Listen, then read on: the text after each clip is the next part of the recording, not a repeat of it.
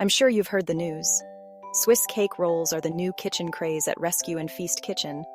Let's roll up our sleeves and get baking. First up, preheat your oven to 150 degrees and line a baking sheet on 20 centimeters by 20 centimeter tray.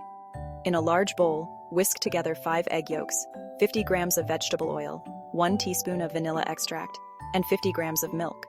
Sift in 60 grams of cake flour and mix until smooth. Now, in a separate bowl, beat 5 egg whites with a few drops of lemon juice until soft peaks form. Gradually add 50 grams of sugar and beat until stiff peaks form. Gently fold half of the beaten egg whites into the egg yolk mixture. Then fold this mixture back into the remaining egg whites until well combined. Spread the batter evenly over your baking sheet. Tap to release air bubbles, and bake for 20-30 minutes until springy to the touch. When warm, turn the cake onto another sheet of baking paper and peel off the original paper. Using a rolling pin, gently roll up the cake and let it cool completely. Once cooled, slice and serve as desired. Enjoy your delicious homemade Swiss cake roll. Don't forget to like and subscribe for more cooking recipes.